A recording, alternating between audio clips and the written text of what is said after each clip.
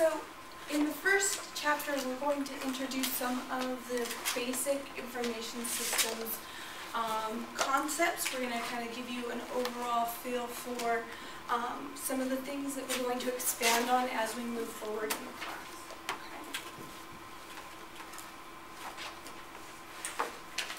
Okay. Information systems for businesses as well as for consumers has become a service in businesses that is vital to a lot of the business processes that that for organizations. The way that information systems and the applications of those systems have become pervasive in our lives as consumers make it important for businesses to really look at different ways of connecting with their customers. How many of you have heard of this concept of Web 2.0? Is it something you've heard of before? We look at the information age and the tools that have been used. We look at websites in kind of two different phases. We're currently in Web 2.0, okay? The Web 1.0 websites, they were very one-sided. So if you were online and using the internet in the early, in the middle to late part of the 90s, you probably remember that some of those websites were very one-sided. It was information only. It was information coming from organizations pushed out to users. Web 2.0 tools, with Web 2.0 tools, there's a lot more interaction between consumers and the organizations that they're interacting with. You have whole websites that have user-created content. Okay, can you name some of the websites that have content that is uploaded and shared by users? Facebook, social networking sites, definitely. Huh? Wikipedia, right? Those wiki sites, right? Everything up in Wikipedia, somebody posted, right? What about YouTube? All of those videos someone created and posted up there. I'm sure YouTube has their own channel, so they push some of their own content, but for the most part, it's user-created information, right? There's this idea of cloud computing. How many of you guys have heard of this concept of cloud computing? How would you characterize cloud computing? It's just another way of provisioning systems and allowing sort of the business to take over some of the IT functions. Makes sense. Okay. In general, cloud computing is the use of applications and storage that is up on a server that is hosted by another organization. So a lot of Google services are cloud services. Okay, Google Docs. Those are documents that are saved on the Google servers that are available to you anywhere that you can get an internet connection. Okay. The internet has also created a lot of global opportunities for organizations. Okay. The small businesses that never would have reached such a broad market without the internet now have the possibility of getting clientele across the country as well as globally. Okay, can you guys name some businesses that are quite big now that probably wouldn't exist without the internet?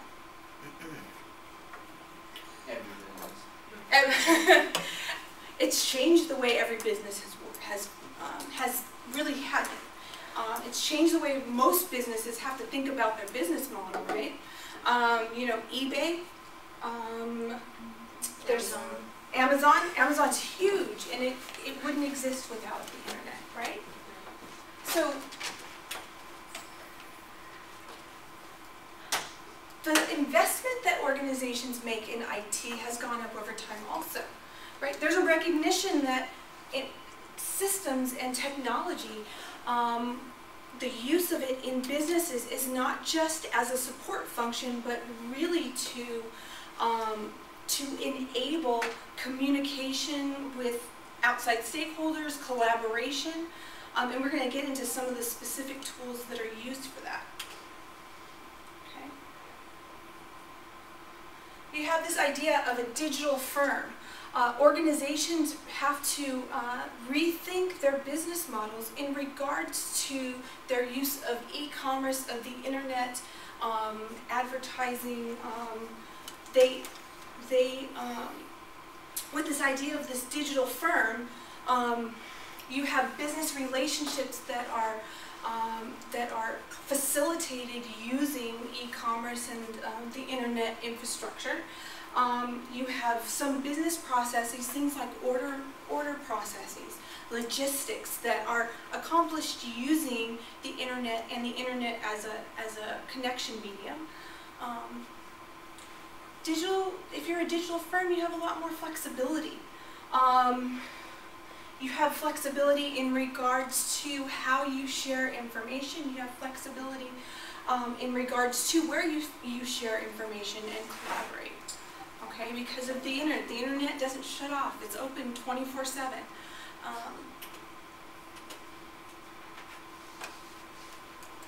And there's reasons why firms decide to invest in information systems, okay, and invest heavily over time. They're trying to achieve strategic business objectives, okay, and it could be any of these 6. Operational excellence, which means that you are streamlining your processes to try to reduce costs. New products, services, or business models.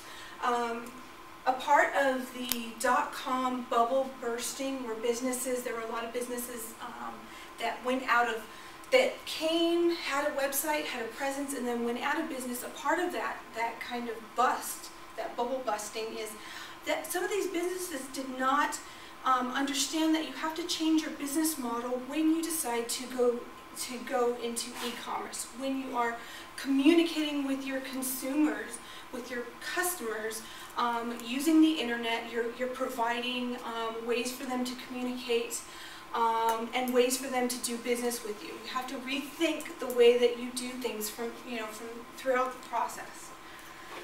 Customer and supplier intimacy. So we're going to talk about customer relationship management systems and supply chain management systems, and how businesses can try to strengthen the relationships that they have with these 2 really important outside stakeholders. Improved decision making. This is a big part of what systems do for organizations. Providing information in the format, time, and place that it is most useful for managerial decision making. And we're going to look at some of the tools that you do that with. Okay. Competitive advantage. Anybody tell the class what a competitive advantage is? Yeah? Well, it's something that sets you apart from your competitors. Right. So it's something that makes your product, your business, your service more attractive in your industry than your competitors. Okay? And we'll look at some of the competitive advantages that businesses have, and how different types of systems can increase these competitive advantages. That's one business value that you can get from systems. And then, of course, some of it's just survival.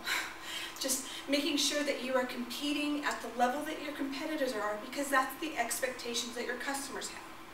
Okay. So in operational excellence, Walmart is sort of a business case for operational excellence. Their inventory management system, they've used that inventory management system to streamline their inventory management. It connects directly to their point of sale, which is their cash registers, so that when I go through Walmart and I purchase a gallon of milk, as soon as I leave the store, pay for my purchase, that terminal updates to the inventory and in real time updates the inventory for that store so that it shows that there's 1 less gallon of milk in that store. Okay? And it's managed digitally. So you don't have order writers running around Walmart actually checking to see how many products we have on the shelves, because they should know, right? As things sell and they leave, it's updated. It also connects directly to their suppliers.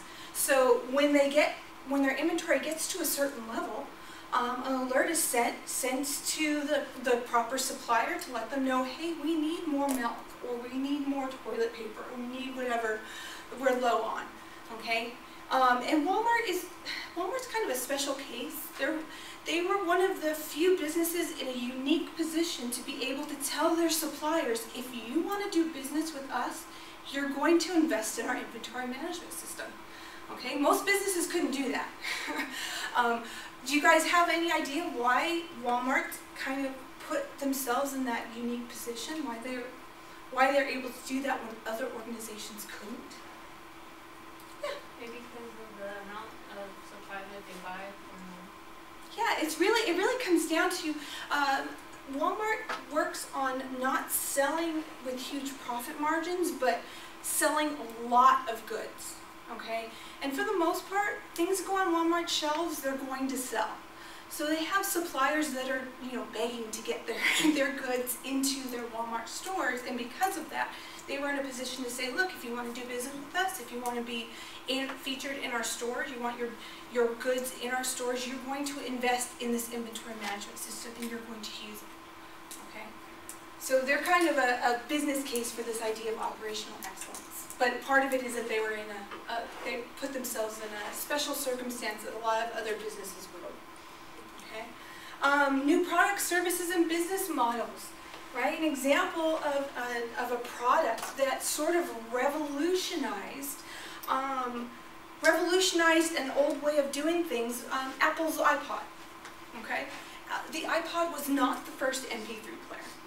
Okay, there were other MP3 players before the iPod came out, but the way that the iPad changed our view of MP3 players, our expectations for how many songs we can hold, how we can use these products, really changed the paradigm in that industry.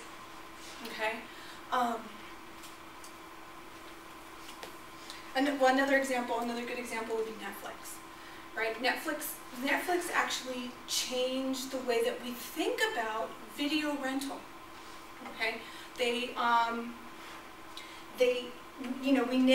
it's sort of old-fashioned now to get into your car and to drive to a video store and actually walk around in the shelves and pick something out and walk out with it. To be honest, I don't remember the last time I've done that. And now with their kind of introduction of streaming video, which has competitors following in their wake, right? iTunes has been doing it for a while. Amazon started doing streaming digital video, right? And they really changed the way we think about renting movies. Okay, this idea of receiving movies, watching them, keeping it as long as you want, no more late fees, sending the movie back, and within 2 or 3 days you get a new one. Okay. Customer and supplier intimacy, trying to strengthen the relationship that you have with your customers and your suppliers. Some examples for customers. There's stories of the legendary customer service that some high-end hotels offer. Okay, they keep very detailed files on their important customers. What temperature do they like their room? What type of lighting do they want? Do they want the lights dim? Do they want full lights? What type of pillows do they like on their bed?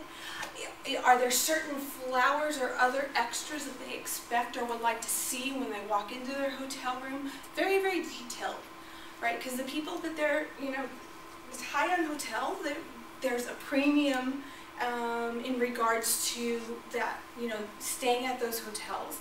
And the expectations that these customers have is that they're, for the money that we're paying, we're going to be pampered and catered to. And these hotels really kind of step up to do that. But they use information systems so that they can keep track of the information for that particular customer, so that when that customer books and checks into any of their hotels worldwide, they can, they can get access to that information and put their room together the way that they'd like to have their room. Okay.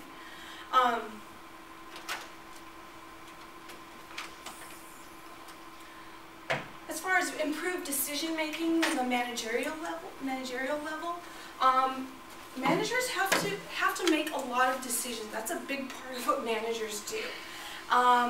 We'll talk about, in a little bit more detail later on, we'll talk about supply chain management and how there's two different models for supply chains, the push and the pull model. When it comes to setting up production schedules, managers have, when they don't have actual customer demand information, they have to use something called a forecast. Do you guys know what a forecast is? Anybody tell the class really quickly what a forecast is? In management? Yeah, well, in business, what's a forecast? It's just basically like kind of seeing what's going to happen, like what the business needs for the next year, or in order to like meet the demands and the supply of what's going to be coming in and out with the product. Right. So you're sort of, it's an educated guess as to what future demand is going to be. And Estimate. it's an estimate, yeah. So, and because of the fact that it's an estimate, you're guessing what future demand is going to be, and you're planning your production based on that. Sometimes it's wrong, and when it's wrong, it's going to cost them money. You're either going to run out of product on your shelves, people are going to be upset, or you're going to have too much product, and you're going to end up having to discount the prices, and you're going to lose money. Okay.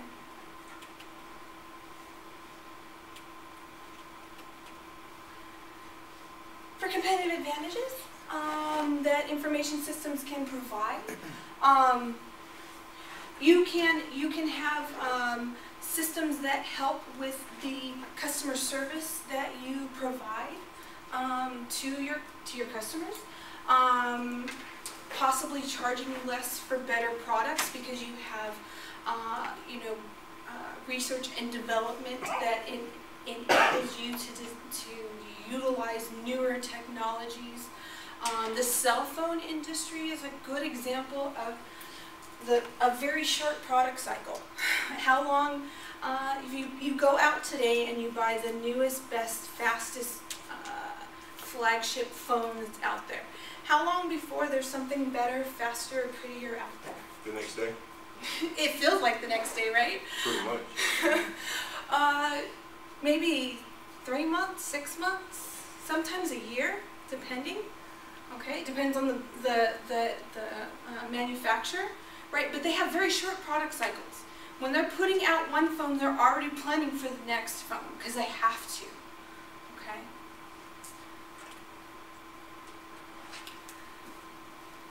So,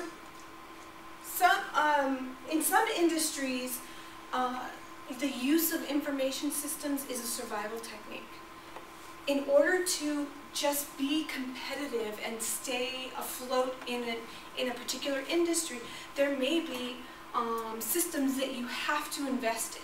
I'll give you an example. If I wanted to start a package delivery system, a package delivery company, okay, what are some of the expectations of customers who use package delivery companies? What are some of the things that they usually expect to be able to do? Tracking. That's a big one. You go to FedEx, you go to UPS, you should be able to track your package. Depending on, you should be able to track your package from when it leaves you to when it arrives at the receivers, right? So if I'm creating a new package delivery business, I have to have some kind of tracking just to be competitive. Aside from all of the additional features that might be available. That would be a survival for that business. Okay, so and some of these governmental regulations. Have you guys heard of Sarbanes-Oxley? Okay, Sarbanes-Oxley was in response to some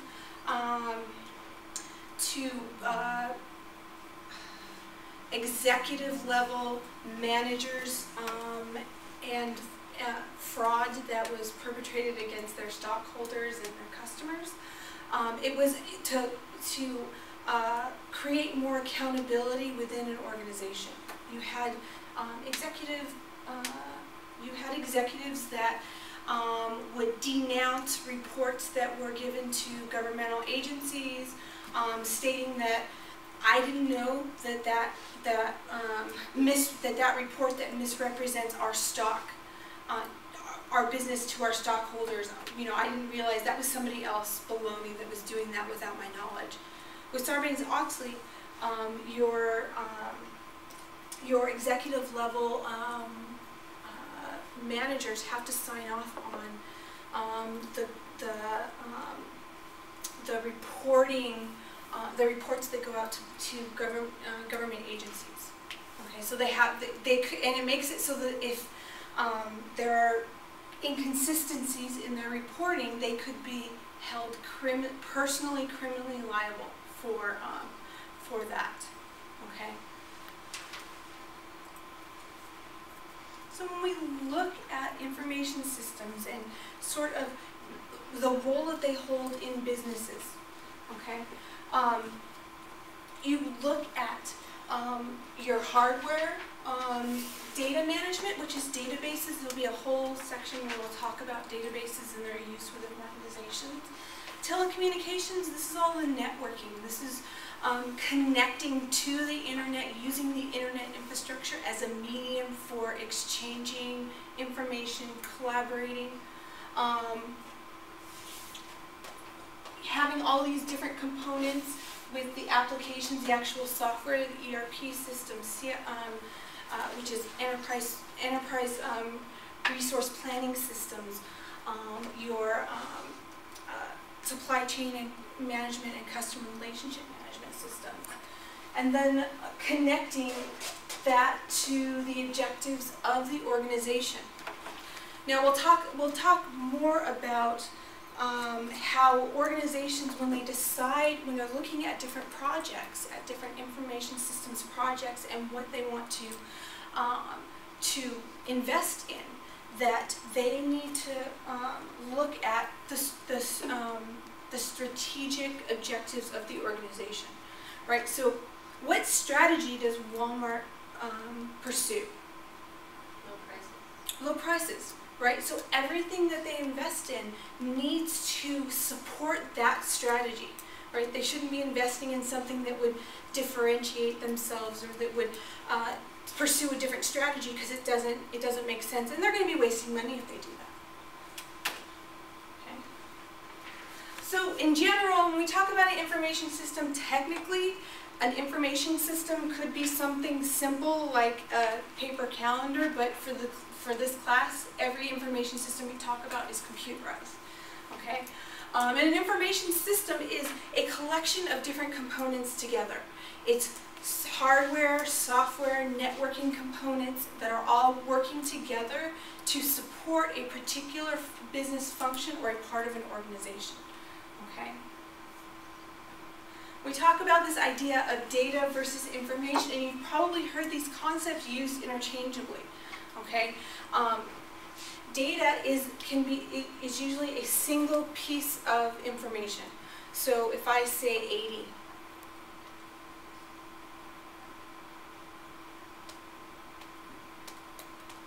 what are you thinking? 80 what? I have no idea. So, if I just stood up here and I said 80, and I'm not going to wait for as long as I usually would, but you would probably eventually think 80 what? Right? What are you talking about? Right? Is it,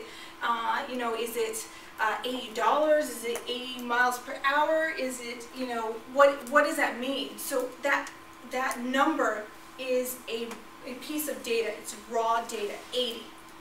Until you give it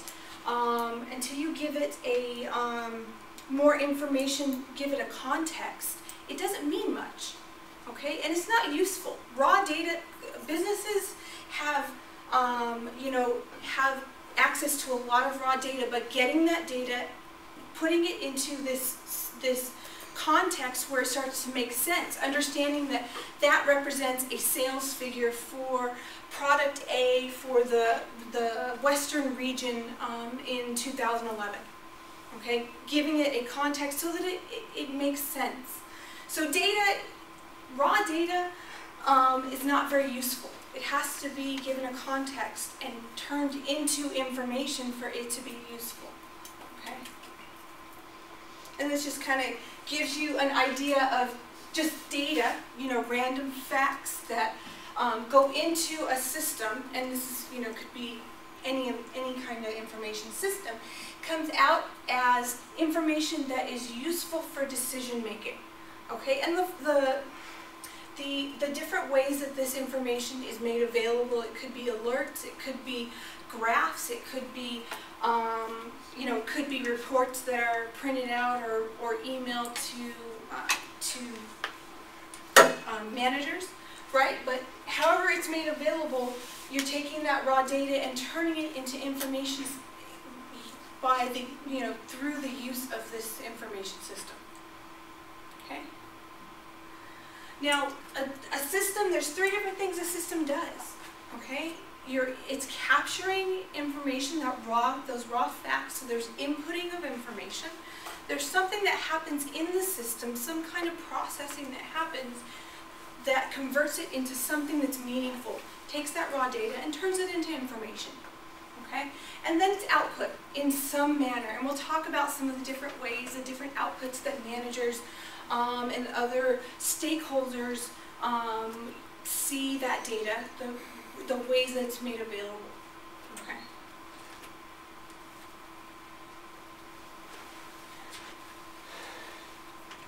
So,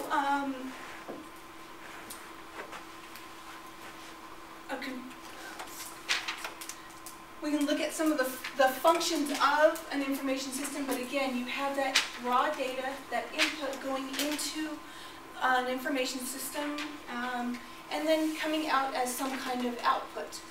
The feedback is monitoring the output and making sure that you're getting the correct output, making sure that the information matches your expectations, that the system itself is doing what it's supposed to.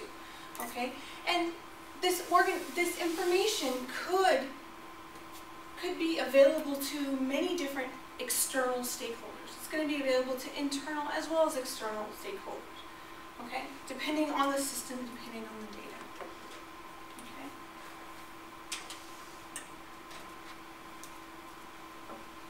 Okay. And information systems, because of the way that how pervasive these systems are and how the use of these systems across an organization has become so important for organizations.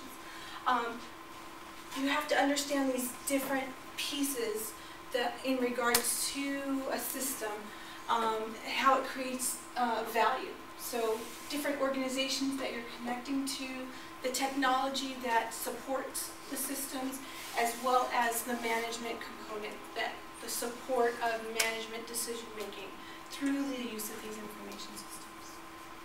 Okay. Most organizations have some kind of hierarchy. A lot of times this is represented as a pyramid, starting with your kind of senior management or your executive level management, middle management, and then your operational.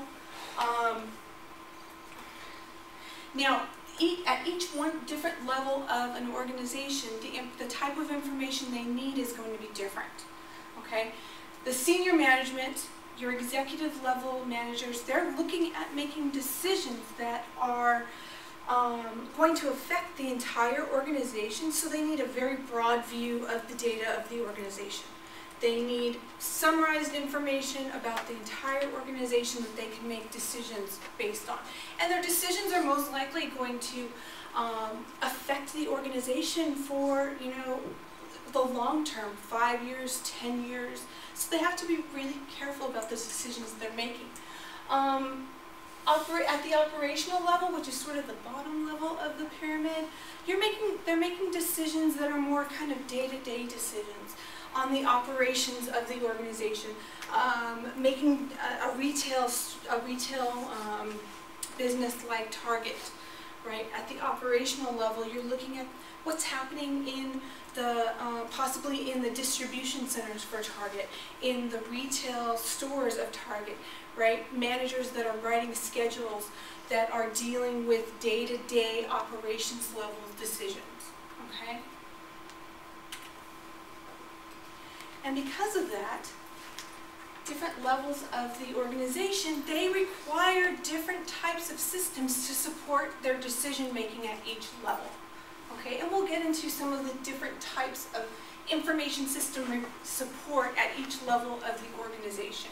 Okay, because it has to be different because the scope and the type of decisions they're making are different.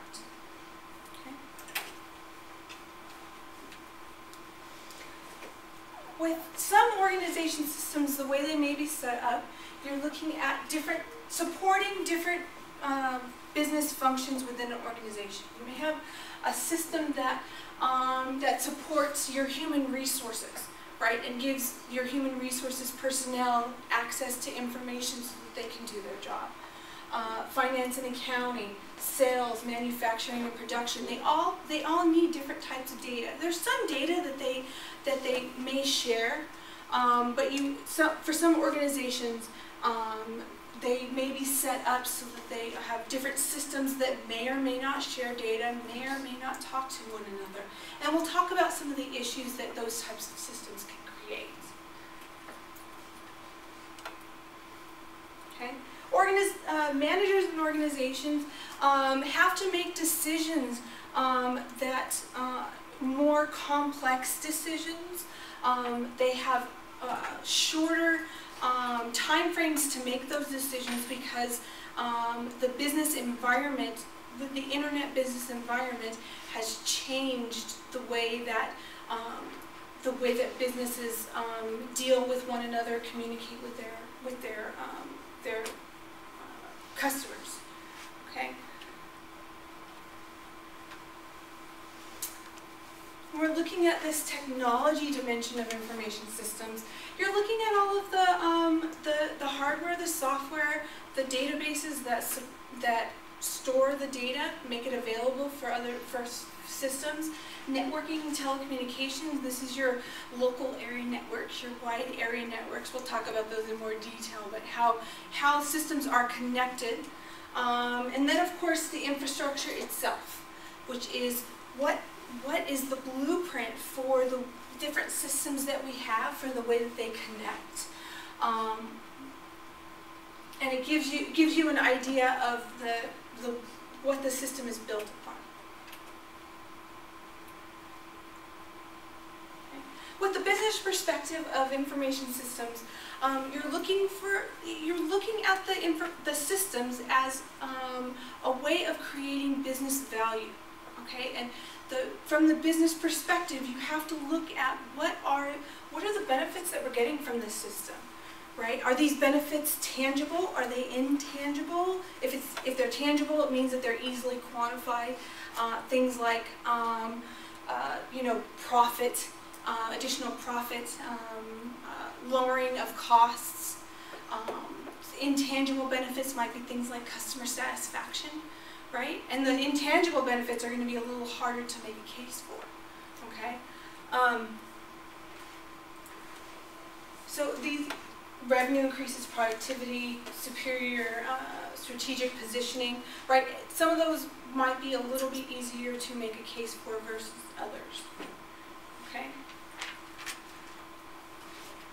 For the organization, this idea of an information value chain, which is looking at the information that is collected through the organization and how it's utilized. Okay, what is the value that we get? Better decisions, greater efficiency, higher profits, right? And the value that you get from each system is going to be different. Okay. Just looking at that information value chain where the information, how it's flowing through the organization, and how as it goes through this value chain, the value of that information kind of goes up. So, you know, your collection of data, the transformation into the systems, dissemination of that data into some of these different business processes and different activities, management activities, support, and then of course hopefully leading to profitability, better strategic position in your market, right? Increasing market share. Okay. Now, information systems within an organization. A certain category of information system may not add the same value to from one organization to another. Okay, every organization is different. Even if you take seemingly identical organizations, Pepsi and Coke. Okay, they're two. You know, both of them are very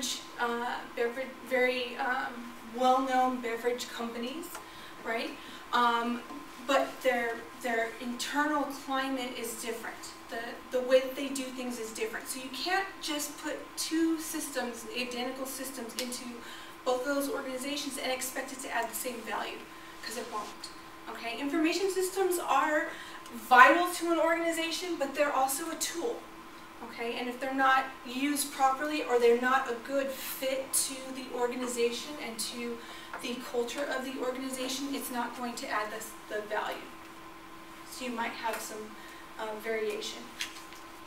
Okay, so an investment in IT is not necessarily going to give you, you know, it's not like a silver bullet to give you your organization good returns. It's not, and again, that really comes down to the fact that your IT is a tool to use, and that it's not not every type of system is a good fit for every organization. Okay.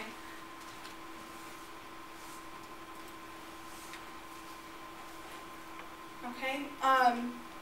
When you're looking at investing in information systems, you have to think about this idea of complementary assets. What systems do we have? What systems would work well with the existing systems?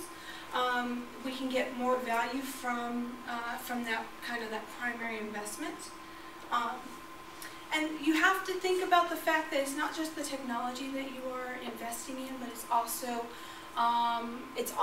the people that you're investing in, the people that will use the technology. Okay. So we can look at some of the different assets that are out there, organizational assets, having the correct business model. Okay, if you're going to have an e-commerce portion of your business, the way that you do business, the way that your business model works, is going to be different than if you don't have an e-commerce portion to your business. Okay, trying to have your business processes that are as efficient as possible, making sure that you have incentives for management innovation. Okay, that you are not stifling creativity and management decision making.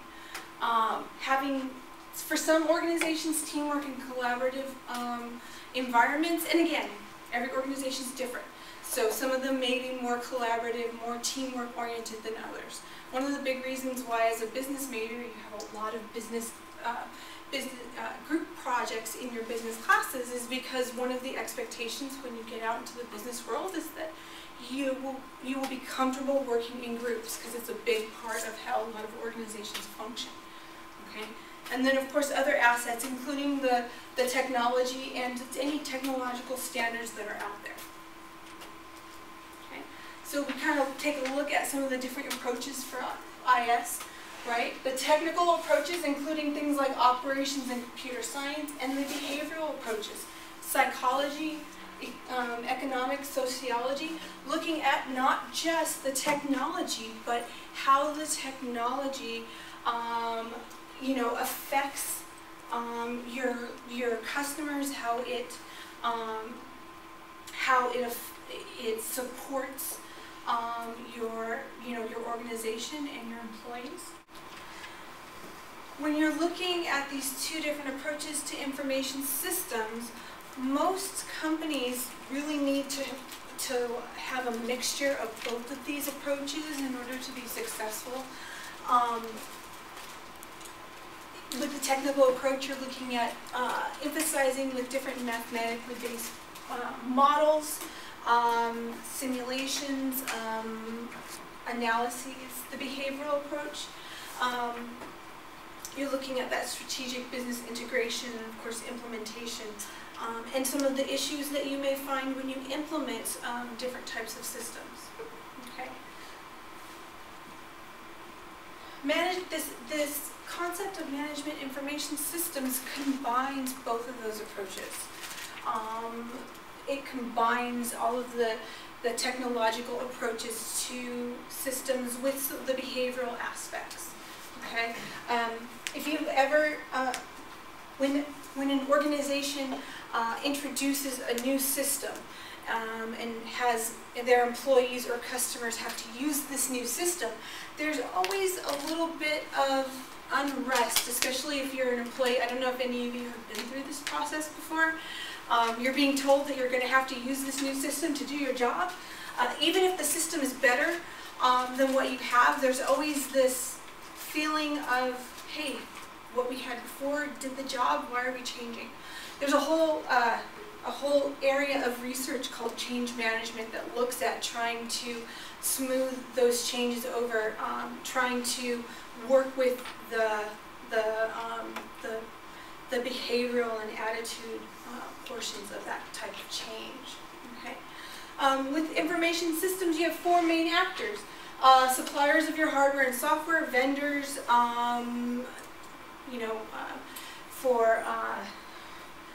some examples of this, SAP is a major ERP vendor. Oracle is a major database company. The different business firms, managers, employees, and that's looking at some of your internal actors, right? And then, of course, people in the outside environment, your legal environment, your customers, your suppliers, your competition, right? And how all of these different actors affect the way that your firm views its investments in information systems, because it's going to change that. Okay, so when it comes to the approach of the book and of therefore the class, we're looking at sort of bringing together those two approaches. We talk about the technical approaches, but we also get into some of the behavioral aspects of that. Okay. And they talk about these different approaches and how most organizations have to find a happy medium in regards to having a very technical view of our systems, basically allowing your IT department to make a lot of your decisions, versus the behavioral aspects, looking at and talking about end users, managers, people who are going to actually use the systems, and making sure that they're getting the most out of those systems. So you kind of bring together a little bit of both of those aspects to make sure that you're hitting both of those, because they're very important in any approach to an organization.